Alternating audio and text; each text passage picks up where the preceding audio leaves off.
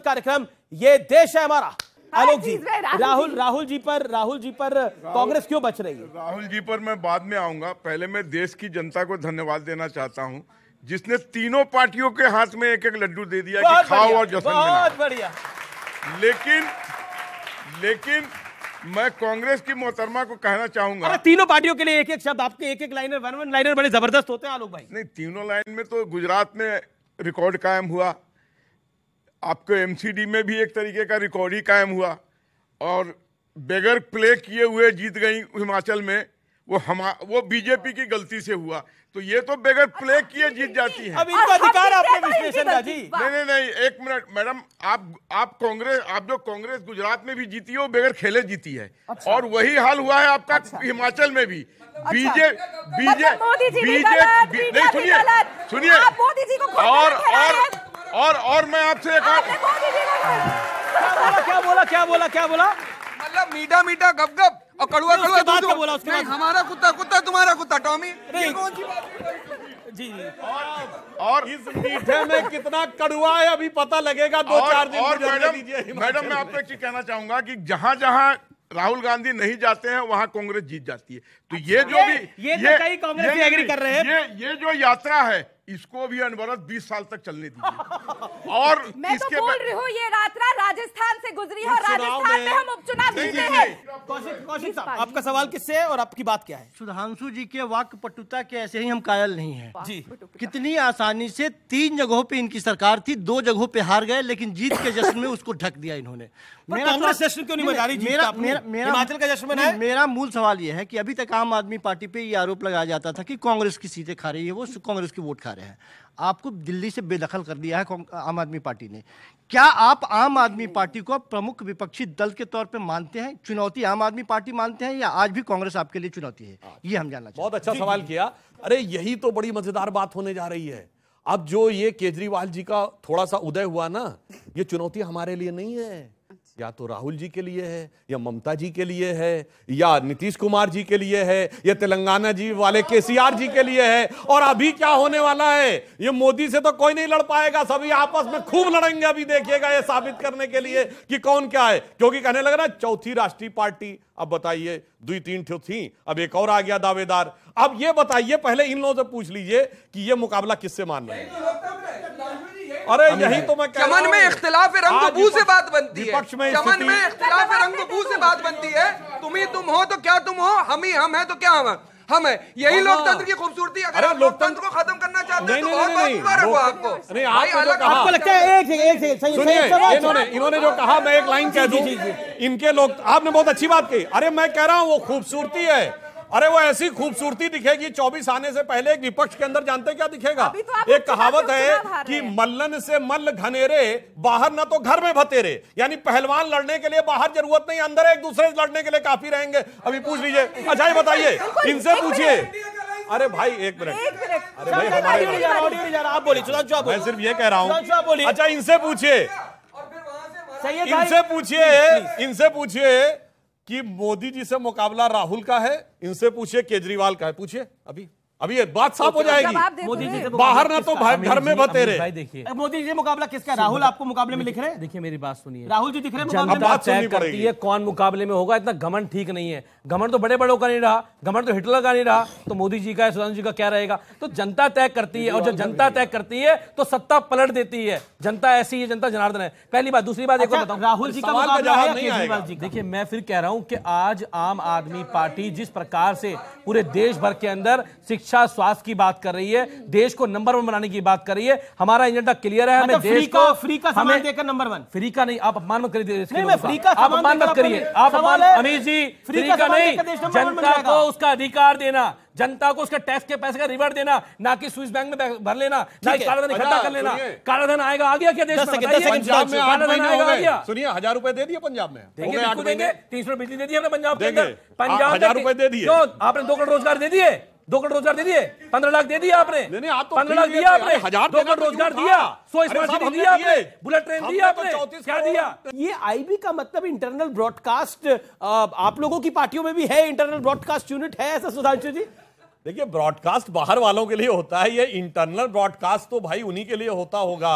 मतलब जो टोपी लगा के रखते थे, अब टोपी दूसरों को पहना दी, शायद उनके अंदर इंटरनल ब्रॉडकास्ट। आपके यहाँ भी है इंटरनल ब्रॉडकास्ट? देखिए, इनके यहाँ तो पता नहीं क्या क्या है। पहले ये सारे टाइम बोलते थे कि कांग्रेस को मत वोट दो, कांग्रेस के जो जीत के आएंगे वो भाजपा खरीद के ले जाएगी। अब सिसोदिया साहब खुद कह रहे आके कि हमारे लोगों को ये खरीद के लेकर जाने वाले मेयर नहीं बनने देंगे। तो जो आप दूसरों पे इल्जाम लगा रहे थे सबसे बड़ा खतरा पर, अब ये तो बता दीजिए सुधांशु जी, कब खरीद रहे, कब मेयर बना रहे, रोज आरोप लगा रहे हैं आप लोगों पे। बताइए तो दिल्ली की जनता का काम कब होगा, कूड़े का पहाड़ कब घटेगा?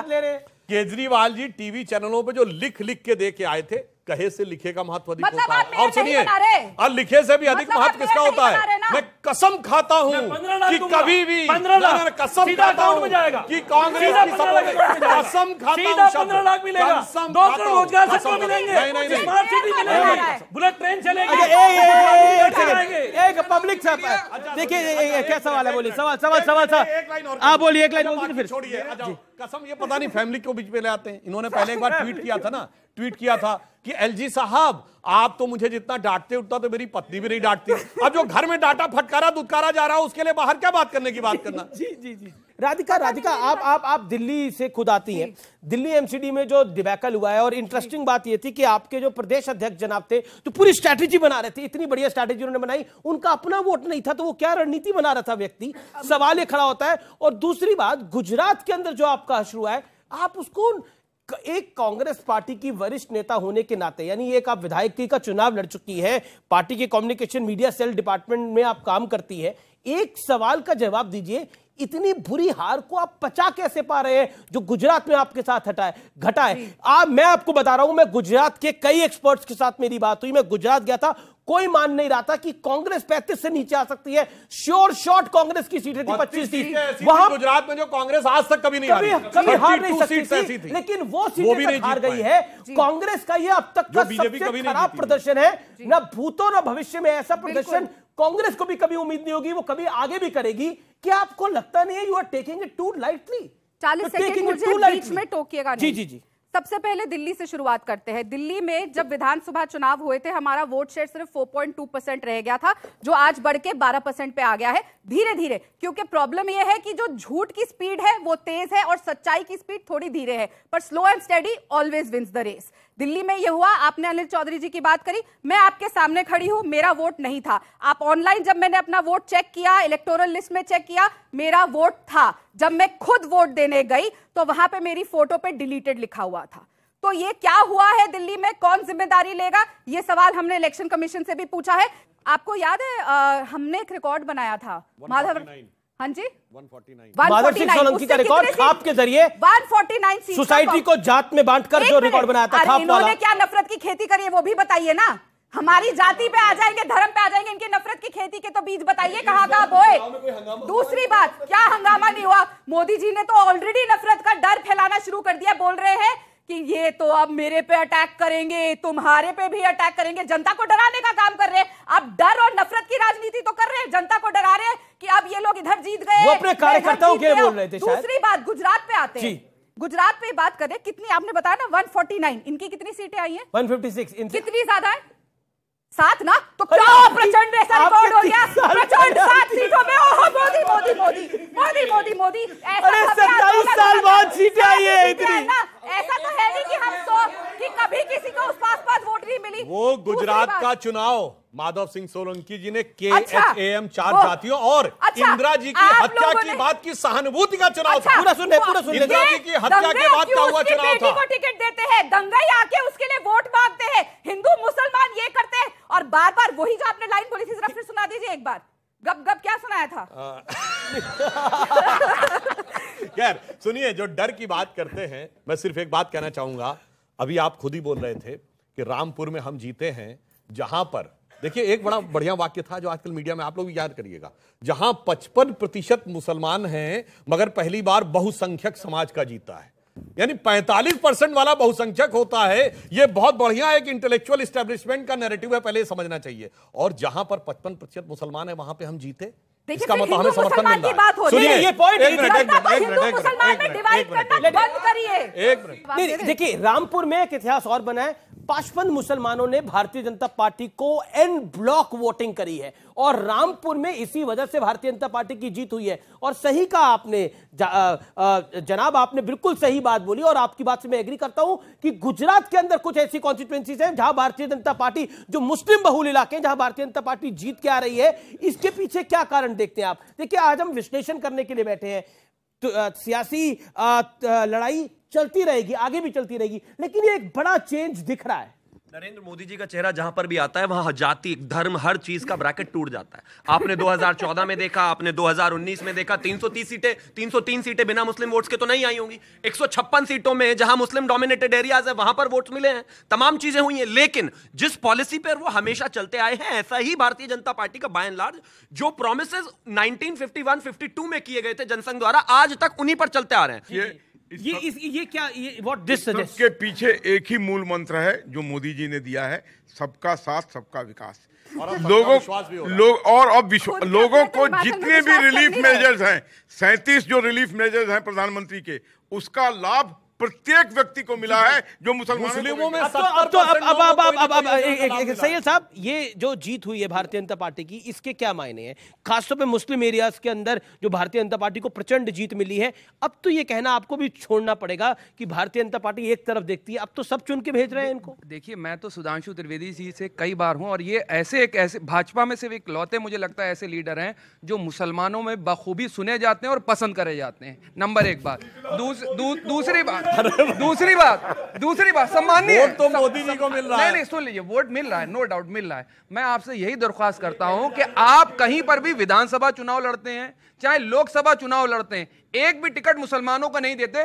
मुसलमानों का रिप्रेजेंटेशन जब ना विधानसभा में पहुंचेगा ना लोकसभा में पहुंचेगा, और देश की दूसरी सबसे बड़ी आबादी का रिप्रेजेंटेशन अगर सदन में नहीं है तो उसकी जिम्मेदारी भी फिर आप। ये सवाल ये इंपॉर्टेंट सवाल है ये। सुनिए, इनकी रिप्रेजेंटेशन, सुनिए अभी सुधांशु जवाब देंगे। सुधांशु सवाल किया है, जब यूपी का चुनाव आया था 80-20, तो उन्होंने कहा 80-20 का मतलब तो हम समझ रहे हैं, ठीक। और गुजरात में 10% मुसलमान है, पूछिए 20-20 टिकट दिए थे, पूछो आपने यूपी में कितने दिए? पूछिए यूपी में दिए थे 0। नहीं, सुनिए 80 टिकट दिए थे दोनों में से किसी ने। आपने तो 0 दी। यही होता है। अच्छा, कितने टिकट दिए थे बताइए? कितने दिए थे? 4, 5, कितने दिए थे? पार्टी जाति में राजनीति नहीं करती है, समझ तो फिर उनको ऐसा सवाल नहीं। आखिरी में मैं कहूंगा, मुसलमानों की स्थिति जानते क्या है इस देश में? किसी ने उनको समझाया मुझे तुमसे बड़ी मोहब्बत है, तो दूसरे ने कहा फलां को तुमसे बड़ी अदावत है, मेरे साथ रहना। और उस अदावत मोहब्बत के जाल में ऐसे फंसे कि किसी को किसी की मोहब्बत ने मारा, किसी को किसी की अदावत ने मारा, और शराफत अली को सेकुलर सियासत ने मारा। गुजरात में कनेक्ट करें जनता से, वैसे दिल्ली में नहीं कर पा रहे। दिल्ली में कर नहीं पा रहे कनेक्ट, जैसा गुजरात में कनेक्ट। मैंने बात जी कि हम इसका विश्लेषण भी करेंगे, और कनेक्ट पूरी तरीके से हट जाता है उसका तब मिलता है जब आप वोट में भी डिसाइसिव लॉस करें। जी सवाल मेरा सवाल सर ये है कि आप लोग बहुत अच्छी आइडियोलॉजी और सिद्धांतों पे चलते हैं, पर ये जो आम आदमी पार्टी है, छोटे छोटे लूप होल्स कहीं से निकाल लेते हैं और कुछ लुभावनी चीजें ये करके घुसाते हैं। तो क्या इस चीज के लिए आप कुछ अपना प्लान कर रहे हैं आगे? जी ये सवाल मैंने इसका पूछा भी था, इसका आपने जवाब भी दिया था। मुझे लगता है इसका जवाब वो पहले दे चुके हैं एक बारी, जो मैंने सवाल पूछा था। कि फिर भी संक्षेप में अगर आप बोलना चाहें, क्योंकि आखिरी 2 मिनट है हमारे पास। कि अब देश की, प्रदेश की जनता बहुत समझदार है, और कोई भी इंफॉर्मेशन, ठीक है, बहुत सारी सोशल मीडिया पे गलत इंफॉर्मेशन भी आती, पर कोई चाहे सीरियसली तो 90% सच्चाई तक पहुंच सकता है। इसलिए अब एक और बात होती है ना, पहले जमाना दूसरा था, किसी ने कुछ बोल दिया, अब इनके बोले हुए हैं या हमारे बोले हुए हैं, इनके सत्ता आई ना, ये पहले जो बातें कहते थे सब बदलती चली गई। वैगन आर की जगह गाड़ियों का लश्कर जर्रार आ गया, अब फ्लैट की जगह मकान आ गया, सिक्योरिटी भी आ गई, सब कुछ आ गई। जिसे कहावत कहते हैं ना, खुदा जब हुस्न देता है नजाकत आ ही जाती है, कदम गिन गिन के रखते हैं कमर बलखा ही जाती है। मैं ये जानने की कोशिश कर रहा हूं, कांग्रेस हिमाचल को सेलिब्रेट क्यों नहीं कर रही? आपसे मेरा सवाल है शिवम, 10 सेकंड। इन फाइटिंग बहुत ज्यादा है, और ये बिल्कुल क्लैरिटी वाली बात है कि जिस तरीके से कहीं ना कहीं एंटी इनकम्बेंसी इनके फेस में जाकर पड़ी है। जीत से खुश नहीं है? जीत से खुश है, लेकिन बनाएंगे किसको? आप मुझे एक चीज बताइए, क्या चंडीगढ़ में क्या हाल हुआ, अभी दिल्ली में क्या कहा जा रहा है मेयर को लेके? आई डाउट के हिमाचल में भी कुछ ना कुछ खेला हो ना जाए। जी क्या आप क्या अमीश भाई आप क्या कहना चाहते हो? मैं यही कहूंगा कि ये सोच रहे हैं हिमाचल में कि हम जीते क्यों, खारे ही अच्छे थे। ठीक है, हारे ही अच्छे थे। जी मैं कांग्रेस के ऊपर आपका टेक? न पास की खुशी न फेल का गम, कमाएंगे मोदी जी गवाएंगे हम। देश की जनता आखिर कब तक तुष्टीकरण, ध्रुवीकरण और छद्म राष्ट्रवाद के सहारे जीती रहेगी और वोट करती रहेगी? क्यों नहीं शिक्षा, स्वास्थ्य और विकास की बातें करती? कुलदीप, क्या आपको लगता है कि इस चुनाव ने आपको बहुत कुछ सिखाया है और यह भी सिखाया है कि जनता के सामने ऐसी बात नहीं करनी चाहिए जिसके ऊपर बाद में क्रेडिबिलिटी पर सवाल आ जाए। अमीर जी, शिकायत तो भारतीय जनता पार्टी को है। झूठ का प्रोपगंडा दिल्ली की गलियों में चलाया, शराब के ठेके का झूठ दिल्ली में फैलाया और दिल्ली के लोगों ने ऐसी झाड़ू चलाई कि इनकी सीटें कितनी हैं इनको पता है, जमानत इनकी जब्त हो गई। राधिका, बिल्कुल आखिरी दौर की बातचीत है। ये तीनों चुनावों के नतीजों ने कांग्रेस को कुछ सिखाया है या फिर आप भी आम आदमी पार्टी की तरह कहते हैं कि उनको कुछ नहीं सिखाया है, बीजेपी को सिखाया है? आपको भी लगता है कि आपको नहीं सिखाया है कुछ? देखिए, हर चुनाव हर राजनीतिक पार्टी को, हर नेता को कुछ ना कुछ सीख देकर जाता है। कोई अच्छी सीख, कोई बुरी सीख, और हर जगह अलग अलग एक्सपीरियंस होता है। कहीं हारते हैं, कहीं जीतते हैं, क्योंकि सब राजनीतिक पार्टियां अपने अपने वादे जनता के आगे रखती है। कोई नकारे जाते हैं, कोई स्वीकारे जाते हैं। एक बहुत बड़ा इतिहास आपने रचा है गुजरात के अंदर, लेकिन हिमाचल में हार भी हुई है, एमसीडी में भी सत्ता गंवाई। हम देखिए, पहला तो फैक्ट ये बताऊं, आम आदमी पार्टी 4 राज्यों में 6-6% वोट पाकर आ गई है और इसने यह भी रिकॉर्ड बनाया है कि 4 राज्य ऐसे हैं जहां इन्होंने लगभग सारी सीटों पर जमानत जब्त करवाई थी, जिसमें हिमाचल, उत्तराखंड, उत्तर प्रदेश और गोवा। परंतु हम अपनी हार से सीखते हैं। पर मैं कहना चाहूंगा कि कुछ सपनों के मर जाने से जीवन नहीं मरा करता है, चंद खिलौने खो जाने से बचपन नहीं मरा करता है, कुछ दीपों के बुझ जाने से आंगन नहीं मरा करता है, कुछ पानी के बह जाने से सावन नहीं मरा करता है।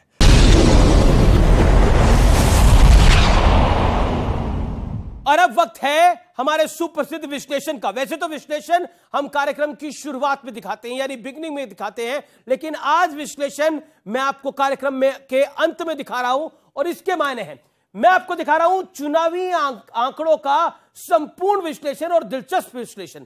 गुजरात में आम आदमी पार्टी उम्मीदवार पस्त, जमानत जब्त। आम आदमी पार्टी 128 उम्मीदवारों को लड़ाती है, लड़ाए तो उसने और ज्यादा, और 128 उम्मीदवारों की जमानत जब्त होती है गुजरात के अंदर 128, और कांग्रेस के 44 कैंडिडेट्स की यानी 44 उम्मीदवारों की जमानत जब्त होती है। हिमाचल के अंदर आम आदमी पार्टी के 67 कैंडिडेट्स की जमानत जब्त होती है, यानी उम्मीदवार पस्त है और जमानत जब्त है। अब एक और दिलचस्प आंकड़े की तरफ बढ़ते हैं। चुनावी आंकड़ों का विश्लेषण अगर हम करें तो मुस्लिम आबादी वाले इलाकों में मैं देखता हूं दरियापुर 40% मुस्लिम आबादी है। 2017 में यह सीट कांग्रेस के पास थी, 2022 में बीजेपी के पास आ गई। वागरा 44% मुस्लिम आबादी है, बीजेपी के पास 2017 में भी थी, 2022 में भी आ गई। भरूच 38% मुस्लिम आबादी है। अहमद पटेल इसी इलाके से आते थे, बीजेपी के पास 2017 में भी थी और 2022 में भी है। अब भुज 35% मुस्लिम आबादी, 2017 में यह सीट बीजेपी के पास थी, अभी भी बीजेपी के पास है। जम्बूसुर 31% मुस्लिम आबादी है, यह सीट पहले कांग्रेस के पास थी 2017 में, बीजेपी के पास 2022 में आ गई है। बापूनगर 28% मुस्लिम आबादी है, कांग्रेस के पास ये सीट थी, बीजेपी के पास आ गई है। यानी तो मुस्लिम आबादी वाली सीटें हैं वो लगभग कांग्रेस पार्टी के पास जा रही है। यह एक दिलचस्प आंकड़ा है। आइए अब एक और आंकड़ा आपको मैं दिखाता हूं। गुजरात में कांग्रेस की हार वाला रिकॉर्ड, 17 सीटें जीती और या फिर कहें तो 17 सीटें नसीब हुई, और यह अपने आप में एक रिकॉर्ड है। वोट शेयर 28% से कम, यह भी अपने आप में एक रिकॉर्ड है। 77.3% का वोट शेयर अपने आप में रिकॉर्ड है। चुनावी इतिहास में सबसे बुरा प्रदर्शन राहुल गांधी और मल्लिकार्जुन खड़गे की पार्टी का। इससे पहले 1990 में सबसे कम 33 सीटें आई थी। यह नंबर अपने आप में बहुत जोरदार है। 33 सीट्स आई थी इससे पहले, लेकिन अब उससे भी आंकड़ा नीचे 17 सीटें आई हैं। इसलिए यह हार बहुत बड़ी है कांग्रेस पार्टी के लिए। आइए एक और आंकड़ा देखते हैं। आपकी जो दाल नहीं गली है, गुजरात में 5 सीटों पर सिर्फ जीत मिली है, 128 पर जमानत जब्त हुई है। यह अरविंद केजरीवाल जो लिख के दे रहे थे, आईबी की रिपोर्ट बता रहे थे, इनके अपने सीएम उम्मीदवार और प्रदेश अध्यक्ष दोनों चुनाव हार गए हैं, ईसुदान गढ़वी और गोपाल इटालिया। हिमाचल की सभी सीटों पर लगभग 68 सीटें थी, 67 सीट्स पर जमानत जब्त हो गई है। बड़ा झटका है। हिमाचल में वोट प्रतिशत मात्र 1% मिला है। ये आंकड़े अपने आप में बहुत कुछ कहते हैं। हिमाचल के अंदर और गुजरात के अंदर जिस तरह के क्लेम थे, गुजरात में तो आईबी की रिपोर्ट को कोट किया जा रहा था। तो ये आंकड़े संपूर्ण विश्लेषण है इस चुनाव का। फिलहाल इस कार्यक्रम में इतना ही। उम्मीद है